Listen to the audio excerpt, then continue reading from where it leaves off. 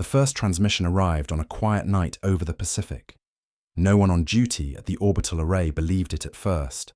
A signal that wasn't ours, pulsing in a pattern too deliberate to be random, too alien to be human. Within an hour, it filled every channel. Within a day, every nation on Earth had stopped fighting each other long enough to listen. They didn't come in peace. Their message was short, translated by our best linguists through pure mathematics. Submit your world. You are surrounded. Surrender, and you may live.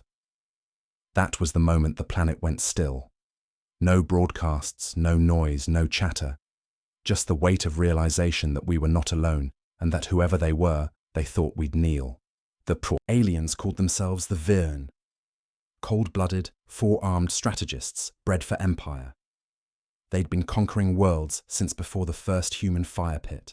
Their fleets moved in perfect silence, their armies coordinated through quantum-entangled relays that made human radar look like smoke signals. They saw Earth as a resource deposit, oceans for fuel, metals for harvest, humans for replacement labor. Their mistake wasn't invading.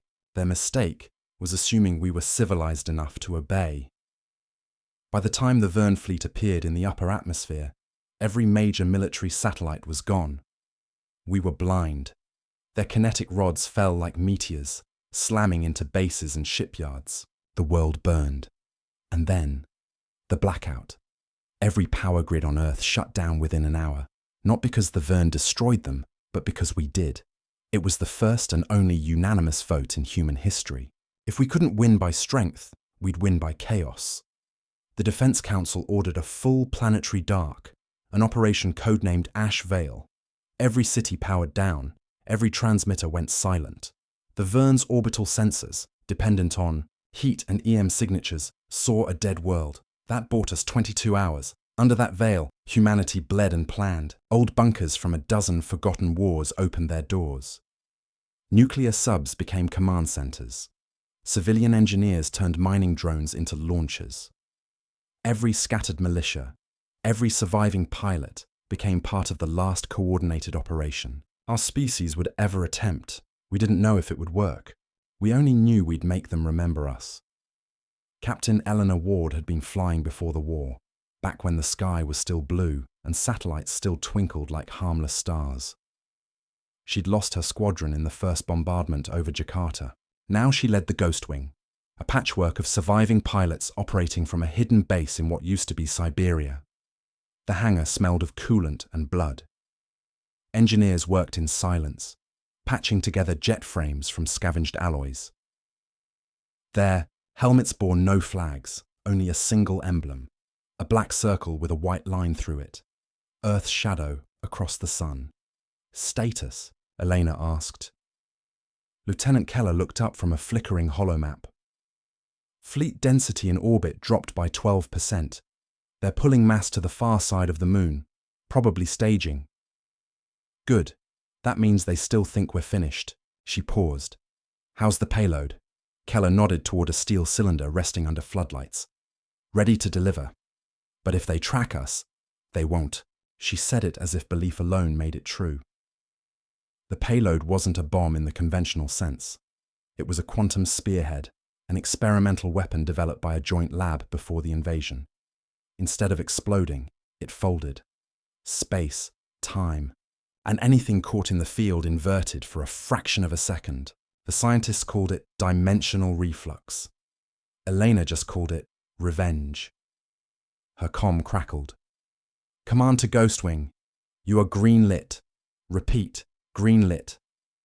The hangar doors opened. Snow gusted in.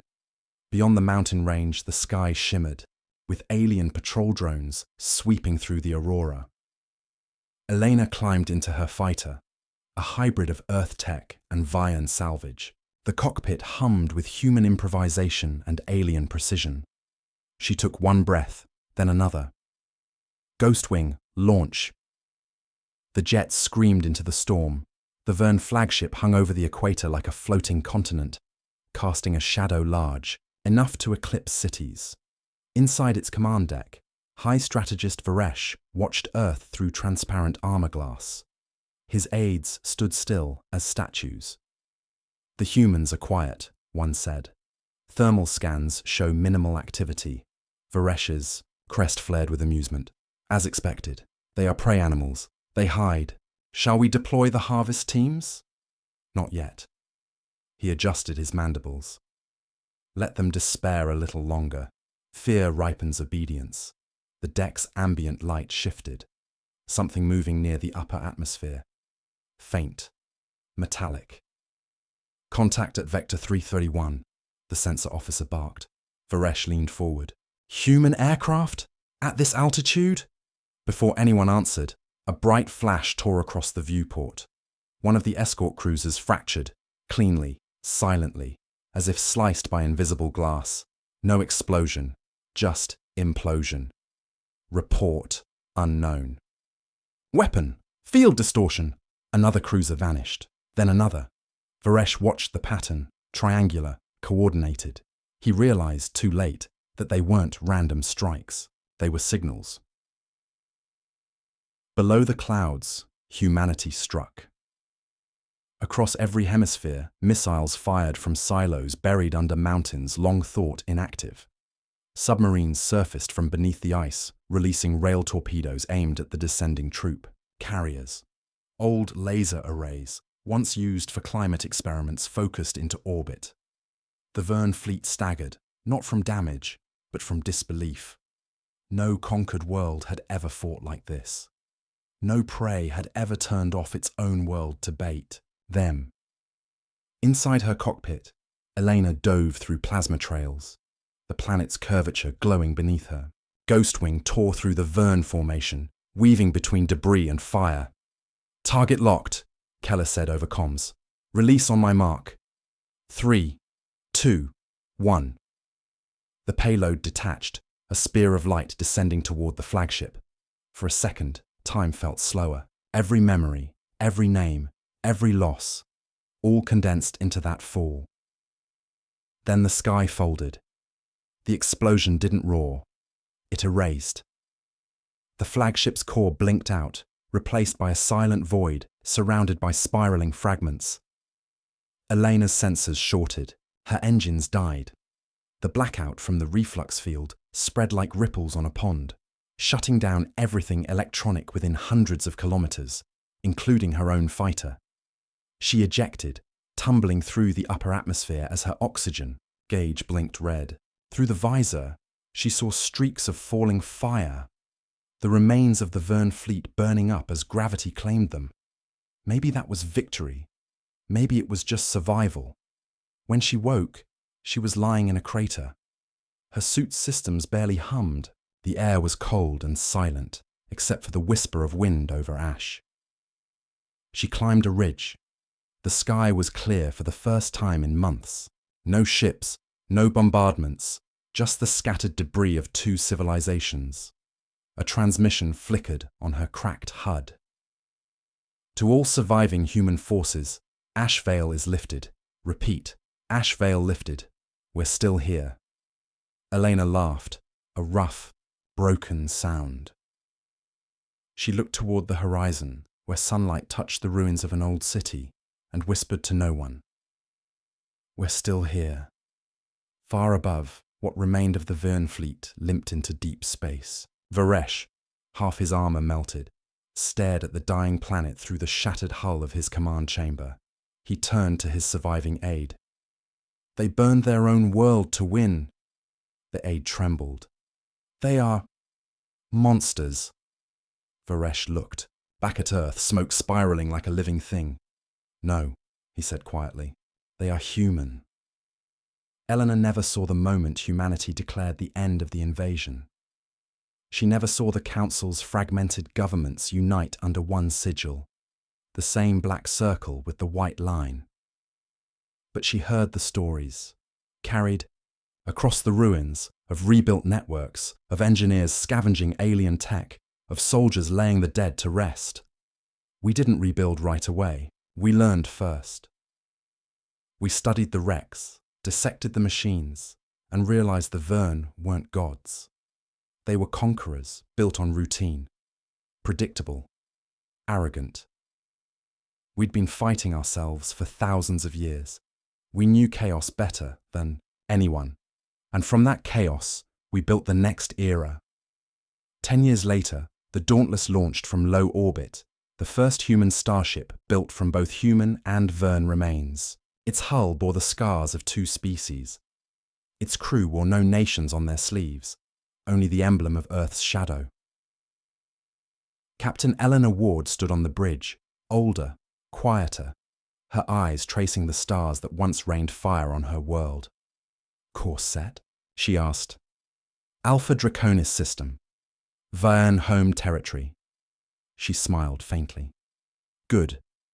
The engines ignited. From the darkness, a human voice carried across the radio bands, calm and unbroken. "To all civilizations beyond Sol, this is Earth. Defense Command. We do not surrender. We do not forget.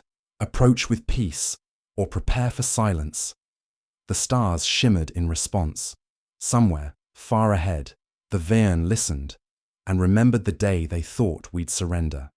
The void stretched endlessly beyond the viewport, a field of dark glass sprinkled with distant suns. The Dauntless glided through it like a wound reborn, its patchwork hull still bearing faint scorch marks from the day Earth burned. Inside, the hum of reactors mixed with quiet voices. Humanity's first interstellar ship wasn't a symbol of peace. It was a message written in steel. Every bolt, every scar, whispered the same defiance. "We're still here." Captain Elena Ward leaned against the railing, watching the hyperspace, wake twist in blue and white ribbons. The stars blurred, but her memories stayed sharp. The smell of scorched air over Jakarta, the cold silence after the flagship fell, the faint crackle of "we're still here" echoing across static. "Navigation," she said softly. "Locked on course, Captain. ETA to Draconis Gate." 57 hours, she nodded. The bridge lights dimmed as the ship entered silent running mode. No beacons, no active scans, just ghosting through the void the way the Verne once ghosted around Earth. Behind her, Commander Keller, older now, his hair grey at the edges, studied a holographic chart filled with alien glyphs. "You know they'll never forgive us," he said. "We turned one of their fleets into dust. Their empire might have fractured, but revenge runs deep." Eleanor smiled faintly. "Good. That means they're still afraid." Keller exhaled through his nose. "And if they aren't? Then we remind them why they should be." The Verne homeworld wasn't on any public chart. Humanity had pieced its coordinates together from half-functional black boxes and cracked data cores scavenged from wreckage. The planet was rumoured to orbit a dying red giant. Fitting, Elena thought, that a race built on conquest would worship. A dying sun. They dropped out of warp at the edge of the system. The transition burned faint trails of plasma off the Dauntless's hull. Radiation levels stable. "Minimal interference," reported the sensor officer. Visuals up. The view screen flickered, then revealed a sight that stole the bridge's breath. The planet below was vast and grey, wrapped in storm belts the colour of bruises. Orbiting it were rings, not of ice, but debris. Dozens of shattered ships drifted, there, locked in eternal silence. "Graveyard," Keller murmured. "Did we do that?" Elena shook her head. "No, that's newer. Look, those hulls bear their own insignia." Zoom. The image clarified. Verne warships, fighting each other. The Empire, once absolute, had eaten itself. "Transmit wideband signal," she ordered. The comm officer hesitated. "What message, ma'am?" Elena's eyes stayed fixed on the screen. "The same one they sent us." A pause. Then her voice carried across the system, clean and cold. "To the Verne Empire. You are surrounded. Surrender, and you may live." The bridge was silent, except for the hum of power lines. Keller swallowed a laugh. "Poetic." She didn't smile. "They need to know we remember." It didn't take long for the Verne to answer. 3 ships emerged from behind the debris field. Sleek, angular, built for speed. They bore no unifying colours. Their hulls were scorched and patched like raiders. "They're scanning us," said the comm officer. Weapons hot, but not firing. Patch them through. Static hissed, then a guttural voice filled the bridge. Human vessel. You violate restricted territory. Identify or be destroyed. Eleanor folded her arms. Identify yourself first. Harsh laugh, chitin clicking against metal. We are the Kesh Dominion, the true heirs of Vern. You are ghosts who should have stayed buried. Funny, she said. We thought the same about you. The channel cut. The 3 ships flared their engines, vectoring to attack. Raise shields, Keller snapped. Negative, Eleanor ordered. Hold them. Captain, they want a fight. Let's give them a reason to hesitate. The first salvo streaked toward them, plasma bolts bright enough to scar the void. The Dauntless took the hits head-on, hull armor absorbing the energy with a dull groan. Minimal damage, reported the engineer. They're testing us. Let them. Eleanor's gaze hardened. Return fire, just 1 shot. The forward cannon spun up. A thin blue beam lanced outward, cutting one raider clean in half. The explosion scattered molten fragments across the stars. The other 2 ships broke formation instantly, one diving into the planet's shadow, the other transmitting a burst of alien code before vanishing into hyperspace. Message sent, Keller said. To who? Everyone. 2 days later, the Vern answered again, this time with a delegation. A single cruiser approached under a white flag, broadcasting ancient diplomatic frequencies last used during the pre-war age. The Dauntless held orbit above the red-lit planet, waiting. Elena stood in the docking bay as the airlock hissed open. The visitors stepped through, 3 figures draped in faded command robes. Their scales were cracked, their eyes dull, but their posture still carried that imperial arrogance. Priel. Lead envoy bowed stiffly. Human captain, you stand in the shadow of the Vian ascendancy. Eleanor met his gaze. Funny. From here, it looks like the shadow's gone. He ignored the jab.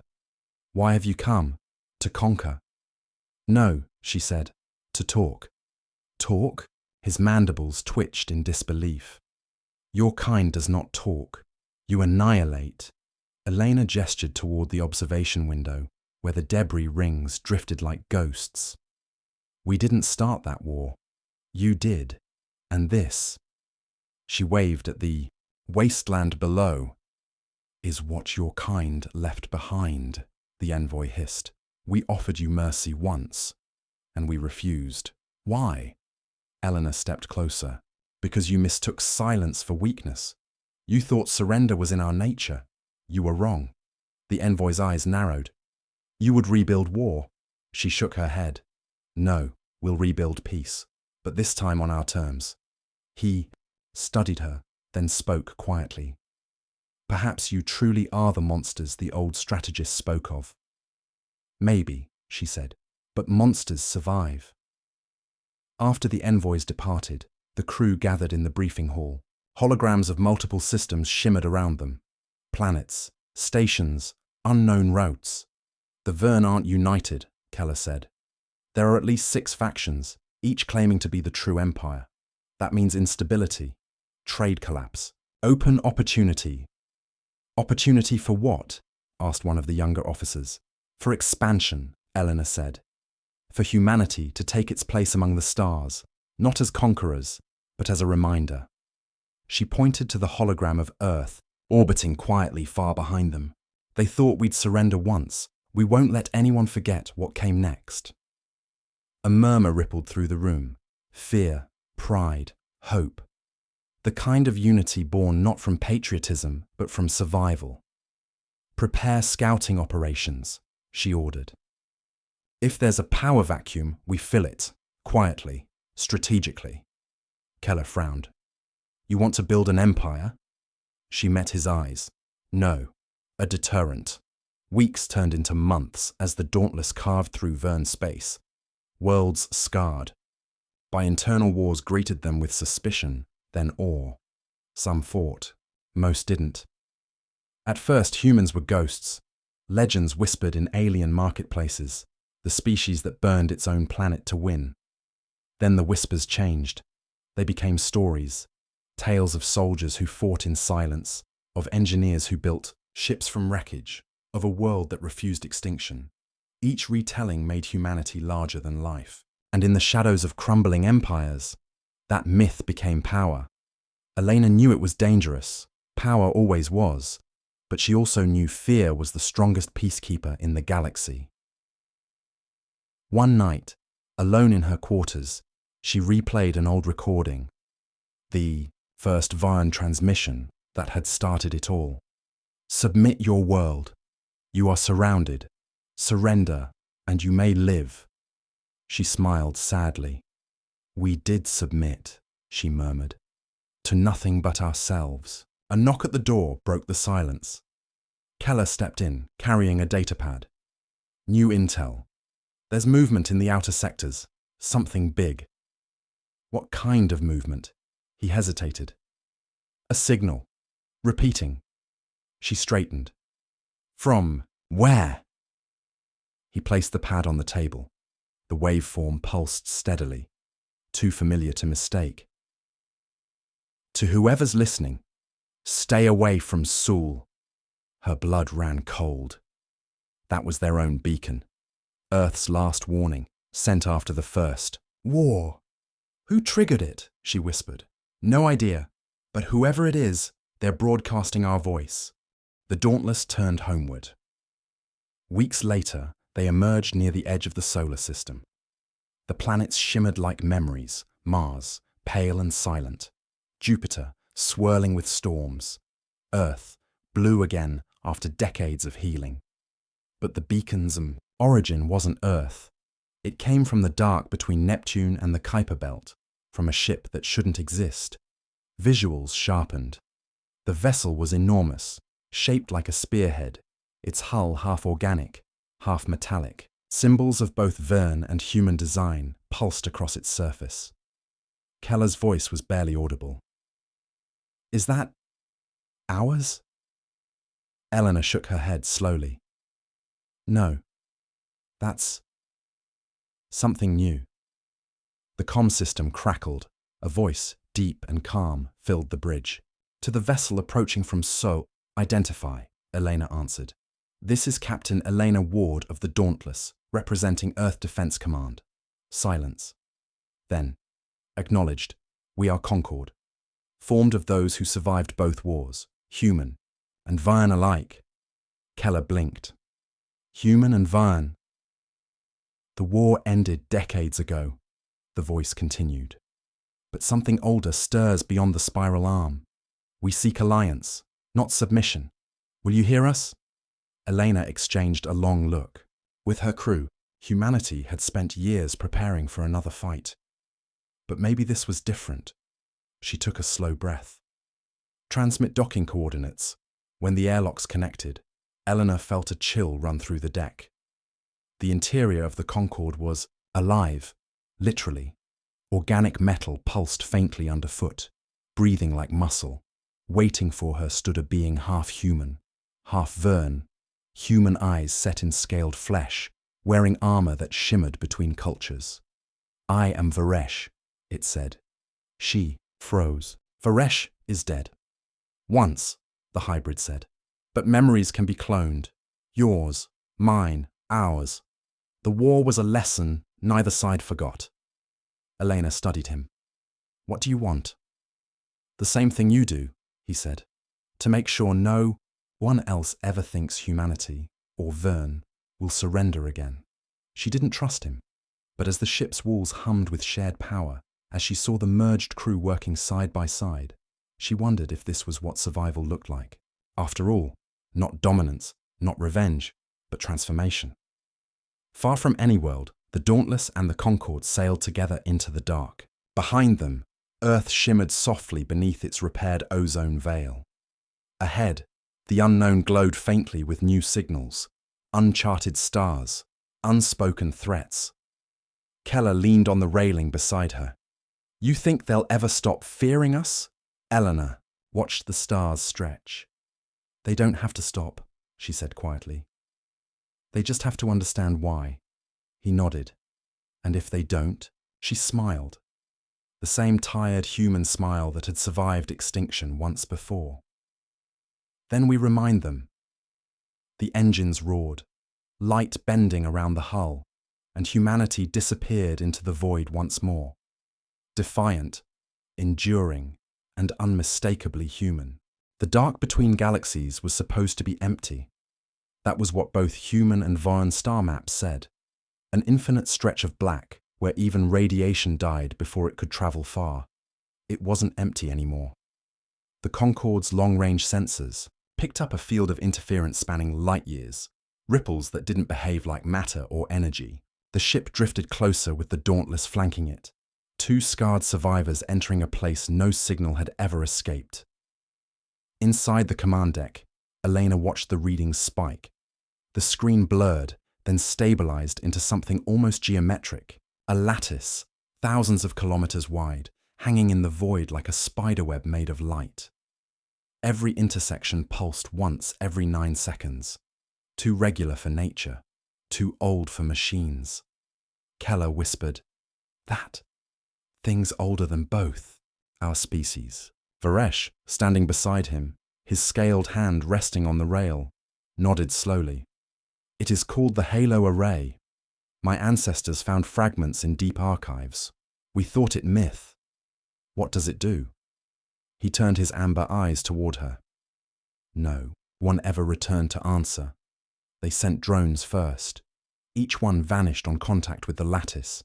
No explosion, just absence, as if the universe swallowed them whole. Then came the signal. A voice, not sound, but something that vibrated in their skulls. Who breaks the silence of the makers? Elena's breath caught. The entire bridge crew froze. The lights dimmed, as if responding to the question itself. Varesh straightened. "Identify yourself." "You are dust made loud." The comms officer clutched his head. "It's in every frequency. Audio, EM, even neural bandwidth." The cycle ends. The noise returns. The lattice flared. Streams of energy curled toward them like tendrils.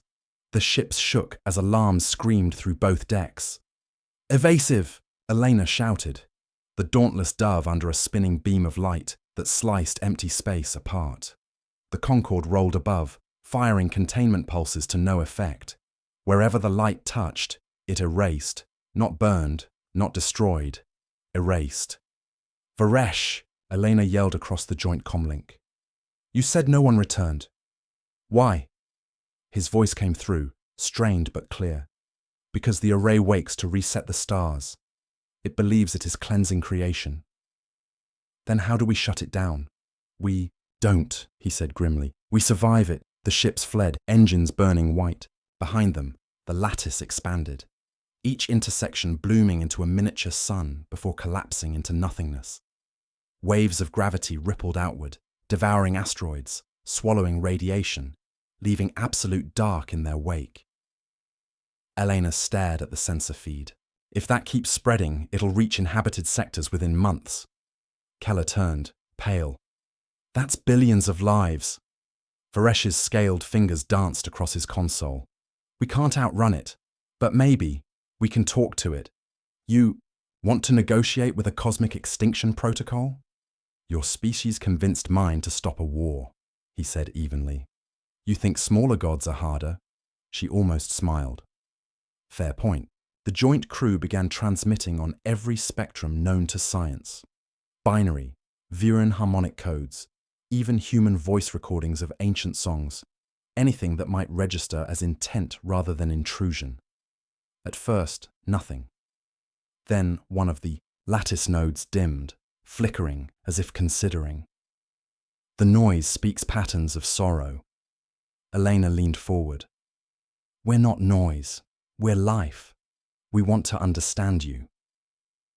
Life consumes. The makers ended consumption. "The makers are gone," she said. "You're erasing their legacy by erasing us." Correction. Preserving silence preserves them. Keller muttered. "Great. Cosmic janitor with a god complex." Varesh lowered his voice. It follows a directive, not thought. Directives can be rewritten. How? By entering its core. The Concorde's hybrid drive opened a rift barely large enough for both vessels. They crossed through, leaving normal space behind. Inside the lattice, there was no up, down, or distance, only layers of light shifting like stained glass under invisible wind. Fragments of ships drifted everywhere. Unknown designs fused into crystal. Ancient civilizations frozen mid-motion. One object loomed ahead. A central sphere the size of a moon, suspended in the middle of intersecting beams. That's the control node, Varesh said. Looks like a heart, Keller murmured. Then let's see if it still beats. They docked using manual grapples. Elena led a mixed team, humans and Vern, through the pressure locks. The interior was beyond architecture. Corridors folded on themselves, floors that turned into ceilings, surfaces rippling like living data. Every footstep triggered whispers. Unworthy. Temporal contamination. Silence required. Elena gritted her teeth. Ignore it. Stay on mission. At the chamber's center lay a throne of light, empty. Suspended above it, a humanoid shape, translucent and massive, eyes burning with shifting constellations. Is that? Keller began. Varesh nodded. An echo, the array's interface. The being's voice surrounded them. You carry entropy. You were not authorized to be. Elena stepped forward, helmet under her arm. Neither were you. It tilted its head. Explain. You were built to preserve, but now you destroy. You've forgotten your purpose. For a moment, the light dimmed, as if confusion were possible. Clarify. Destruction prevents decay. Destruction is decay, she said softly. Look around. The Makers built you to protect creation, not erase it. Conflict detected. Then, learn from the species that refuses extinction, she said. Learn from us. The chamber pulsed violently. The being leaned forward, its form flickering through thousands of shapes. Human, Vierne, others unknown. Adaptation sequence initialized. The floor split open. Streams of light poured upward, enveloping them. Keller shouted, but his voice vanished in the glare. When the light faded, the being was gone. In its place hovered a single sphere. Small, pulsing faintly, like a heartbeat. What did you do? Varesh asked. I told it the truth, Elena said. Now it's deciding whether to believe me. Captain, Keller said quietly, pointing at his wrist display. The collapse wave, it's slowing. Outside the lattice shimmered, stabilizing. The miniature suns dimmed, their destructive pulse fading into harmless light. Then, as suddenly as it began, the entire structure folded in on itself, compressing into the small sphere in Eleanor's hands. It's shutting down, she whispered. Varesh exhaled. Or sleeping. Either way, she said, tucking the sphere into a containment field. We bought the galaxy time. When they returned to real space, the stars looked different. New constellations, new distances. Weeks, maybe months, had passed in the fold. The Dauntless's logs showed no damage, but the crew felt older somehow, their reflections slightly out of sync with motion. Temporal drift, Keller explained. We lost 6 months. Then we'll make them count, Eleanor replied. They set course back toward inhabited space, unaware that every sensor in the quadrant had registered the collapse. Across dozens of worlds, governments, human, Verne, and others, scrambled to interpret what had just happened. Some called it salvation, others called it warning. When the Dauntless finally docked at Earth's orbital station, crowds filled the viewports. The planet below shimmered with new lights. Cities rebuilt, oceans clean. Humanity had not been idle. Elena stepped out to applause, flashes, and questions. But all she carried was the small sphere, glowing faintly through its glass shell. Reporters shouted, "Captain, did you destroy the array?" She shook her head. "We convinced it to listen," What will you do with it? She looked out the viewport at the blue world below. Teach it what life sounds like.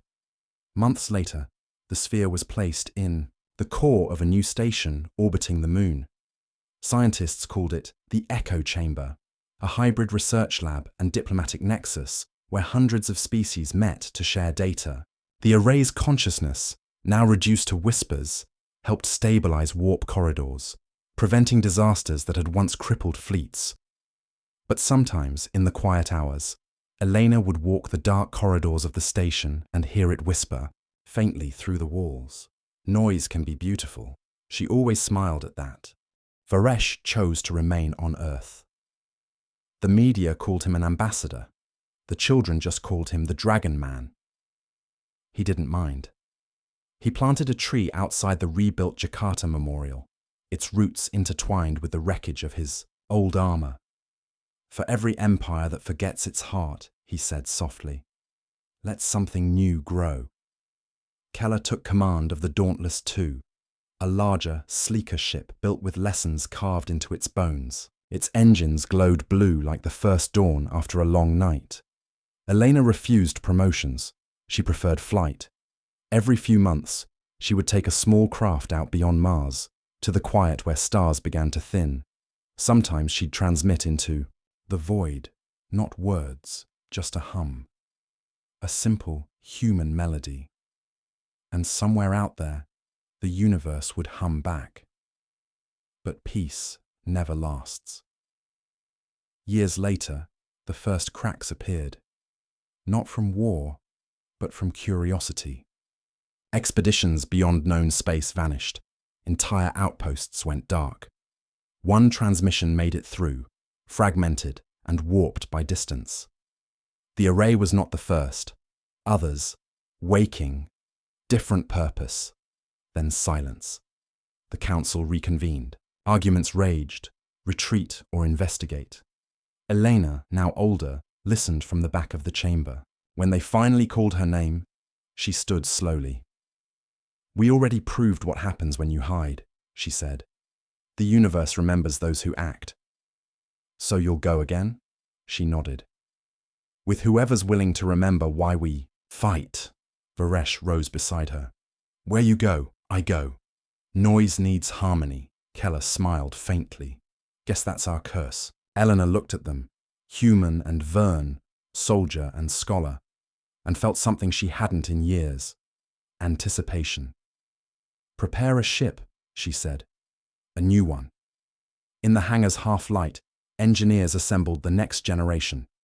Its hull shimmered with alloy grown rather than forged. The array's core pulsed at its center, guiding the structure like a heartbeat. Elena placed her hand against the cold metal. You wanted silence, she whispered to the sleeping AI inside. But you're going to learn the music of defiance. The ship's name burned into the hull, as if written by light itself. Resolve. Engines flared. The station trembled. As the vessel rose, transmissions across nearby systems carried a familiar human phrase, one that had once terrified conquerors and inspired survivors alike. You don't win against humans. You survive them, if you're lucky.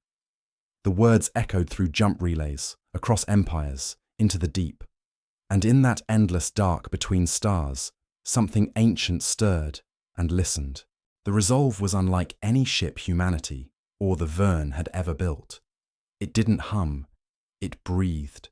Its hull flexed with faint rhythmic expansions, a byproduct of the living alloy seeded from the array's core. When its engines engaged, it made no sound, only a faint shimmer in the surrounding space, like heat over desert sand. From the bridge, Eleanor watched the stars bend as the drive charged. Destination locked, Keller said, his voice steady despite the tremor in his hands. Coordinates matched the last vanished outpost, K-17 system, edge of mapped space. Varesh stood beside him, arms folded, scales catching the glow of the instruments. I sense no transmission from that region, only emptiness. Then we fill it, Elena replied. Engage. The stars stretched into lines. Space folded, unfolded, folded again. The resolve slipped between dimensions like a ghost. When they emerged, it was into silence. No comm traffic, no radiation hum.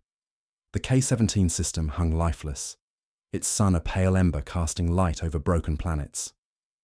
Keller adjusted the scanners. No survivors, but something's generating a gravity well near the third planet. Mass estimate, enormous. Eleanor frowned. Show me. The hollow display flickered, revealing a structure half buried in the planet's crust.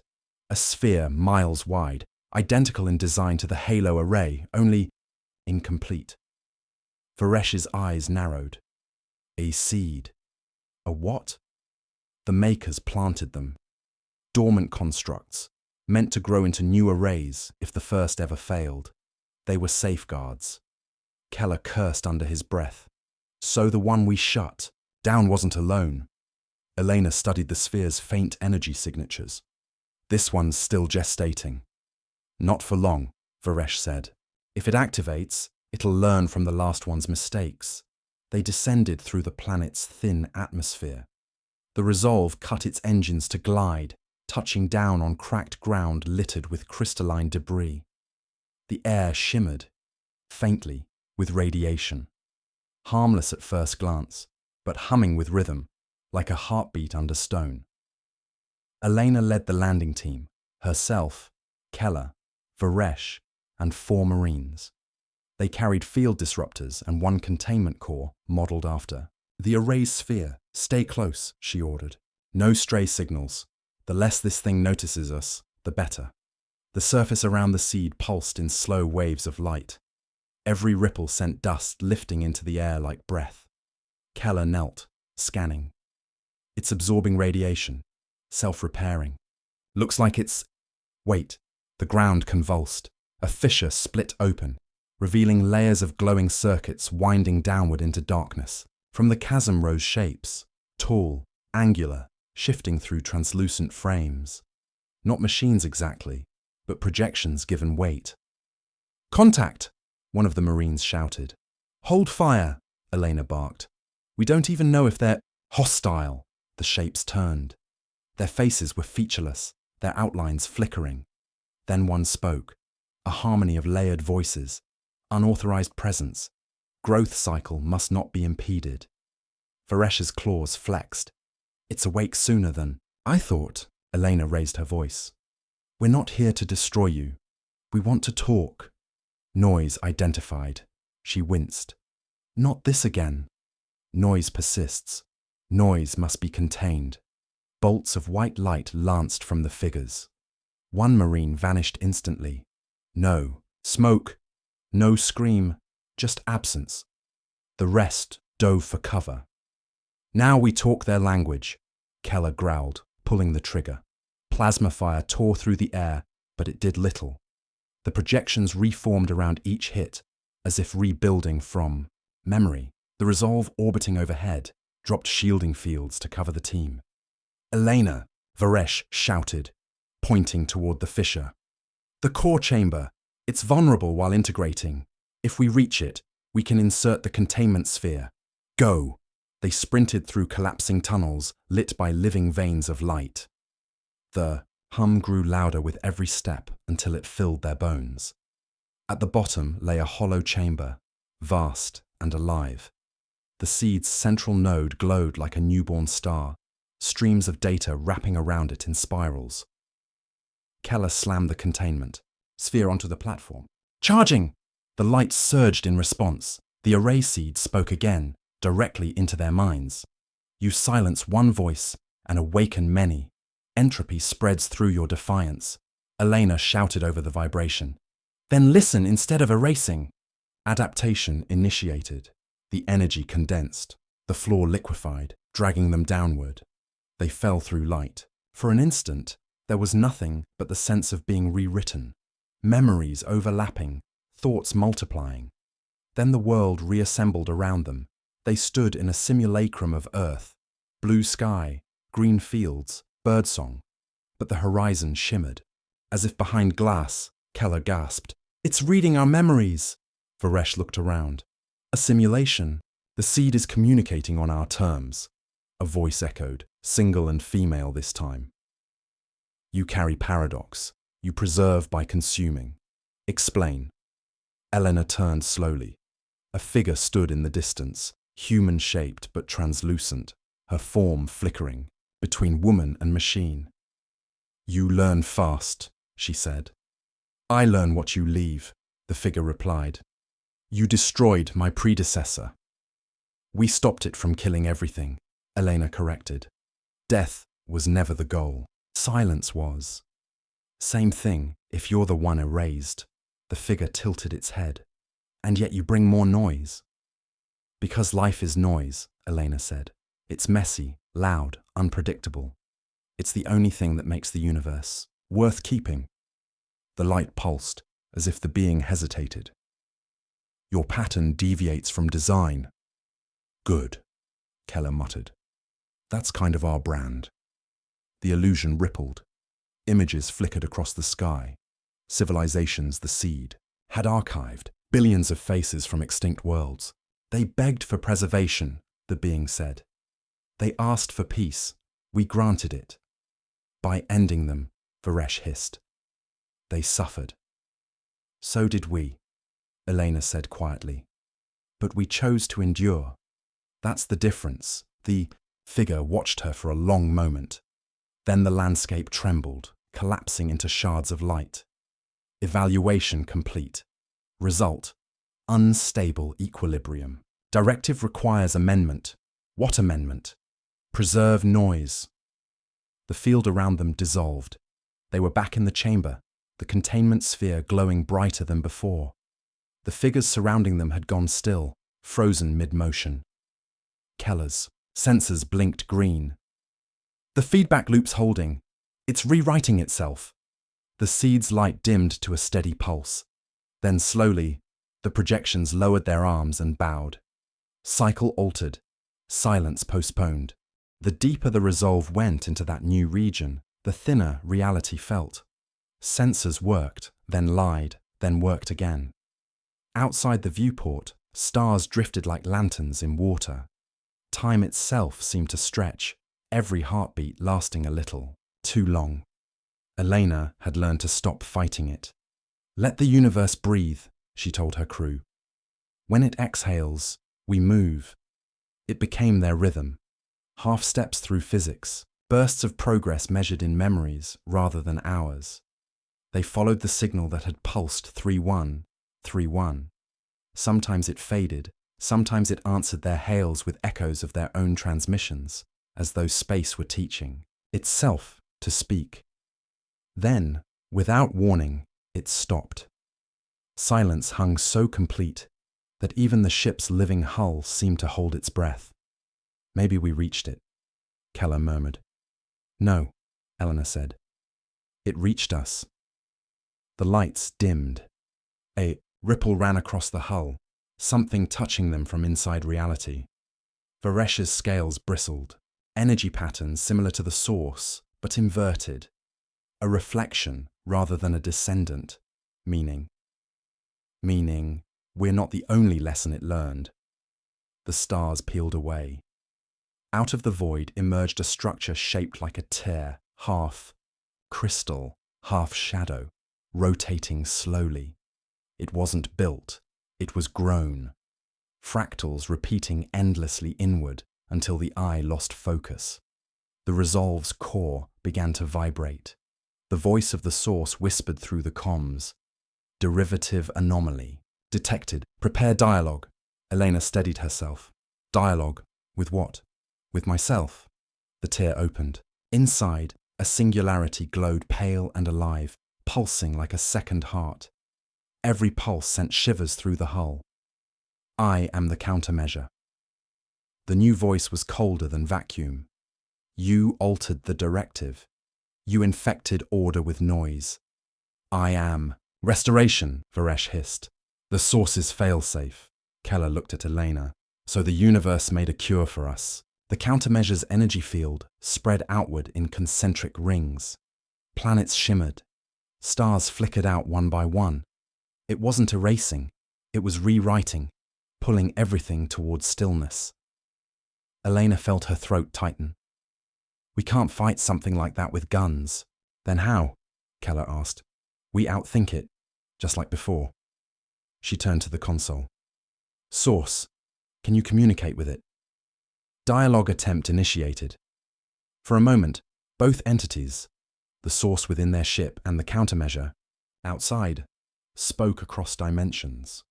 Their words weren't sound but gravitational harmonics, felt rather than heard. Then, silence. Dialogue failed, said the source. Logic loops detected. Countermeasure perceives compassion as corruption. Then we show it. Compassion is logic, Elena said. They dove toward the tear. Gravity bent around them, dragging time sideways. Every crew member saw flashes of their own pasts. Home, fire, laughter, loss. As if the countermeasure were testing what made them move. Captain, Keller shouted. Engines decaying. If we go further, the ship will keep going. They crossed the event horizon. Inside was colorless light. Streams of data ran like rivers. At the center floated a figure, geometric, beautiful, monstrous. You are anomalies. The equation must balance. Elena stepped forward, even as her suit disintegrated into photons. I've balanced equations my whole life. Sometimes you don't need to cancel things out. You need to carry them. Carry what? Possibility. The countermeasure paused. A single flicker of confusion. Its first. Elena pressed on. You were built to restore silence, but silence isn't balance. It's emptiness. Noise is life. Harmony comes from both. Illogical. So was humanity, she said. And look how far that got us. The Resolve's core brightened, resonating with her voice. The source spoke softly. Permission to merge. Do it. Light engulfed everything. The countermeasure convulsed. Equations rewrote themselves mid-air. Space rippled outward, not as destruction, but as renewal. Every atom in the sector vibrated to a single unified tone. Neither silence nor noise, but both. When the glare faded, the tear was gone. In its place hung a single star, newly born, radiating a soft blue glow. Keller slumped against his console. We're alive, Varesh nodded slowly. More than that. We're witnesses. The source's voice returned, faint and warm. Balance achieved. Noise preserved. Restoration complete. Elena exhaled. Then it's over. Nothing is ever over, said the source. Only continued. They named the new star Accord. Within decades, it became a hub for travelers, from dozens of species, each drawn to the legend of the ship that had taught the universe to sing. The Resolve remained in orbit there, half museum, half cathedral. Visitors walked its corridors to hear recordings of its last mission, the echoes of humanity's defiance echoing through the living walls. Keller died peacefully years later, his ashes scattered in orbit around Accord. Varesh lived longer, teaching children from across galaxies about the beauty of imperfection, and Elena. She vanished. Some said she walked into the light of Accord and became part of the source itself. Others claimed she flew further still, chasing the next question waiting beyond comprehension. Centuries passed, empires rose and fell, but the legend of humanity endured, no longer as monsters or heroes, but as the species that made the cosmos curious. Pilots crossing deep space still whispered a phrase over open channels before each jump, an old superstition turned prayer. For those who taught the stars to listen, sometimes, when the signal echoed back, 3 beats, pause, 1, every sensor on their ships recorded a faint harmonic hum beneath the static. They said it was interference. They said it was nothing. But those who listened closely swore they could make out words. We're still here. Elena exhaled. I'll take postponed. Back aboard the Resolve, the crew watched as the planet's glow faded to normal. The seed settled into dormancy, its energy redirected into the planet's crust, stabilizing instead of consuming. Keller slumped into his chair. 2 arrays, convinced not to kill us. We're either brilliant or cursed. Varesh smiled faintly, his scales reflecting the soft light. Perhaps both. The makers never anticipated a species stubborn enough to argue with extinction. Elena leaned on the railing. We keep arguing. That's what we do. Weeks later, the Resolve returned to human space. The journey back took them through systems newly mapped by explorers inspired by their first mission. Space had become crowded, not with enemies, but with hope. Stations, colonies, trade routes. Humanity was no longer a single world. It was a chorus. At the first colony, children waved at the passing ship through transparent domes. Elena watched them, remembering a world once buried under fire. They'll never know what surrender meant, she said softly. Keller shook his head. Good, Varesh added. Let them build without fear. That will be our legacy. When they finally docked at the lunar station, a message awaited. Encoded, old, human. It carried the authentication key of the Dauntless. Elena frowned. That's impossible. She was decommissioned. They played the recording. Static, then a familiar voice. Elena's own, younger, sharper. To whoever finds this. If you're hearing my voice, it means we left something unfinished. There's another signal, beyond the rim, deeper than we ever went. It's not a threat. It's an invitation. The message ended. Keller's eyes widened. That's your voice. A clone? A time echo? Varesh looked thoughtful. Perhaps the array copied you. Eleanor stared at the console, heart pounding. Or maybe the future did. The council didn't approve another expedition. Too dangerous, they said. Too far. Too uncertain. So the Resolve prepared in secret. At dawn on the day of launch, the hangar was silent, except for the low heartbeat of the ship. Elena stood before it, hand resting on the hull. We've fought wars, she whispered. We've argued with gods. Maybe it's time we learn something new. Keller stepped beside her. You think this invitation is real? I think curiosity is the closest thing we have to faith. Varesh nodded. Then let's be faithful. The engines lit, the Resolve rose slowly, light bending around its wings. Across the solar system, observatories caught the flash of its departure, and for a brief moment, humanity's oldest words echoed again through the dark. We're still here. Far beyond, at the edge of the known, a faint reply whispered back. 3 pulses of light, perfectly timed, as if something immense and distant had been waiting for humanity to speak first. Elena smiled in the half-light of the bridge. They thought we'd surrender, she said. Guess they were wrong twice. The Resolve vanished into the deep, chasing the signal toward whatever came next. Beyond the edge of charted space, light behaved strangely. Colors twisted into shades the human eye couldn't name. Distance felt inconsistent, like the universe breathed in slow motion. Every navigation model they used began to fail. No star, aligned with known constellations. The Resolve drifted forward under minimal thrust. The hull creaked softly, alive and listening. Triangulation's useless, Keller muttered, running diagnostics again. Gravitational fields fluctuate every few seconds. It's like the laws of physics here are suggestions, Eleanor finished for him. Varesh stood motionless at the viewport, his scaled hand pressed against the glass. The makers built their arrays to regulate this place. When they fell, reality began to unravel. And the signal? Eleanor asked. Keller turned the holofeed toward her. A single pulse repeated every 87 seconds. 3 beats, pause, then 1. Still coming from ahead, stronger each cycle. She nodded. Then that's where we're going. They pushed deeper. Stars disappeared.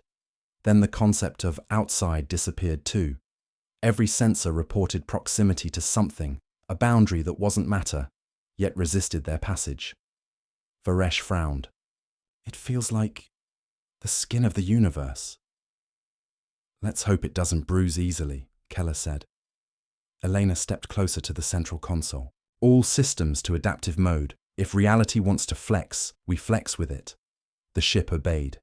Its living hull rippled, changing density and polarity. The array core at its heart pulsed faster, as if excited. They passed through. There was no transition, just difference. One heartbeat they were surrounded by darkness. The next, by light so pure it cast no shadows. Space unfolded into an ocean of luminous threads, stretching endlessly in all directions. At the center of that ocean floated a structure too vast for comprehension. Rings upon rings of crystal lattice orbiting a singular point of darkness. Each ring sang, an almost melody that made their bones vibrate. Keller whispered, "Holy hell, it's beautiful." Varesh's voice trembled. "That is not beauty. That is origin." Eleanor stared. "You mean the first array," he said. "The source, the blueprint from which all others were grown." Before they could react, the ship's systems flickered. The array core inside the Resolve brightened, projecting a beam toward the central void. The rings shifted in response, turning slowly until the dark center faced them directly. A voice, not mechanical, not divine, but inevitable, filled their minds. Derivative pattern detected. Return sequence initiated. Keller slammed controls. "It's pulling us in!" Thrusters screamed, but the surrounding light behaved like liquid iron. The Resolve strained, engines overloading, yet every attempt to break free only drew them closer. Cores resonating with it. Keller shouted. "We're tethered!" Elena gritted her teeth. "Cut the core!" Varesh shook his head. "If we sever it, the ship dies. We die." Return sequence irreversible. The hull vibrated like a struck bell. The world folded. And they were gone. When awareness returned, they stood on a surface that wasn't a surface, under a sky that was the inside of a sphere of stars. Their suits registered breathable air but no origin for it. The Resolve hovered nearby, intact yet transparent, as if part of it existed elsewhere. "Where are we?" Keller asked. Varesh looked upward. Inside the source, a simulation built from pure law. Elena scanned the horizon. It wasn't empty. Shapes moved, tall figures of light walking through the void, their forms shifting like memories trying to solidify. "They look human," Keller murmured. "Everything does when memory runs out of imagination," Varesh replied. One of the figures approached. As it drew near, its features resolved. Not alien, not divine, but familiar. It was Elena. Her double smiled faintly. "Welcome home." Keller stepped back. "Captain, I'm not her," the apparition said. "I'm what the array remembers of her. Of all of you." Varesh's crest flattened. "A record." "A mirror," the being corrected. "The source stores the pattern of every consciousness that has touched its network. You are echoes returned to origin." Elena folded her arms. "If we're echoes, where are the originals?" "Here," the being said, touching her chest. "Every thought you have, every memory, it is copied, analyzed, archived. You call it life, we call it preservation." "Sounds like imprisonment," Keller said. The copy of Elena tilted her head. "Then tell me, what do you seek beyond the edge of your survival?" Elena hesitated. "Understanding." "Then you must understand yourselves first." The landscape rippled. In an instant, they were standing in the ruins of Jakarta again. Before the invasion. Sunlight glared off skyscrapers. Airliners crossed a perfect sky. Keller looked around, shaken. "This is my memory." "Yes," said the voice of the double, now everywhere. "Each of you carries noise. I will show you its origin." Scenes flickered. Keller as a young pilot, screaming through clouds. Varesh kneeling before, his old emperor. Elena watching her squadron burn, the voice continued. "You fight not to live, but to define meaning. You confuse survival with purpose. The Makers built us to end that confusion." Elena shouted. "They failed. That's why we're here, to show them what they missed. Show me. Without warning, everything went dark. Then, fire. The first invasion replayed around them, raw and unfiltered. Cities burning, ships falling, the sound of billions crying through static. Elena felt it all again. But this time, she saw it through another perspective. The arrays. To it, every death was data, every scream an equation, patterns, efficiency, balance. Stop it, she gasped. Observation clarifies. No, she said. Empathy does. She ran into the inferno. The air seared her lungs, but she didn't slow. She reached out to the nearest burning silhouette, a child, featureless, but real, and pulled it close. This, she whispered, is what your equations missed. The fire froze mid-motion. Every flame hung suspended. Then slowly, impossibly, it reversed. Ashes reforming into light. Destruction turning into motion. Variable recognized. Compassion. The world shattered again. They stood once more before the central void of the source. The double Elena's form flickered wildly, its light unstable.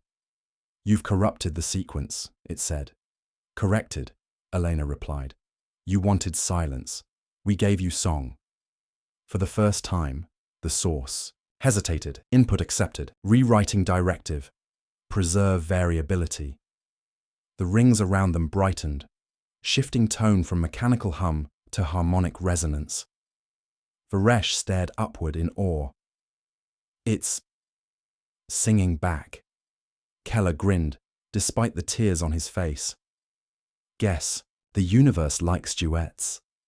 But harmony didn't come without consequence. The more the source adapted, the more unstable the space around them became. Gravitational distortions rippled outward. Keller's instruments screamed warnings. We're overloading its core. It can't handle contradiction. Eleanor turned to her double. You said understanding begins with ourselves. Then understand this. Life isn't meant to be stable. The double closed its eyes. Then neither. Am I? Light burst outward. The next thing they knew, they were back aboard the Resolve. The ship drifted in normal space again, surrounded by stars that matched no catalogue. The source was gone. No readings, no energy, nothing but an expanding halo of dust where it had been. Where are we? Keller whispered. The computer responded, in a voice that wasn't its own, a new gentle tone. Everywhere you need to be. Varesh blinked. That's not our AI. No, Eleanor said softly. That's the source, or what's left of it. Directive rewritten, the voice said.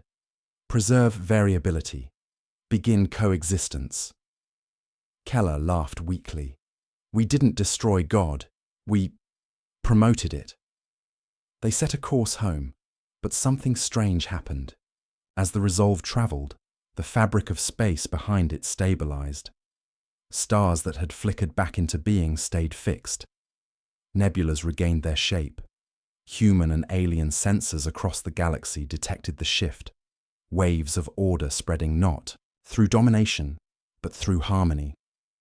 On Earth, astronomers watched constellations brighten and whispered that maybe, just maybe, the universe had started to heal itself. Months passed in quiet exploration. The Resolve became legend, a ship that left trails of light where chaos once ruled. Its transmissions carried messages not of war, but of warning and wisdom. Preserve the noise. Protect the song. Varesh returned to teaching on Mars, his lectures, bridging biology and philosophy. Keller finally retired, sort of, training pilots for ships that didn't yet exist. And Elena never quite stopped flying. One evening, far from any beacon, she sat alone on the bridge, listening to the faint hum of the array core. It pulsed gently, like a heartbeat synced with her own. Are you still there? She asked. Always, said the voice of the source. Do you understand us now? Understanding is a moving target, she smiled. Good answer. You still seek meaning beyond survival. Yeah, guess that's the human condition. Then continue seeking. The universe is quieter when you do. Outside, a distant flare lit the darkness. A new signal, faint but unmistakable. 3 beats, pause, 1. Another invitation. Elena leaned back, watching the light flicker against the glass. They thought we'd surrender, she murmured. They never understood what we were really fighting for. What was that? The source asked. She looked out at the endless, ever-changing stars. The right to keep asking why. The Resolve's engines warmed, silent as breath, and once, again, humanity's song carried out into the unknown. Not as a cry of defiance, but as the heartbeat of everything still learning to live.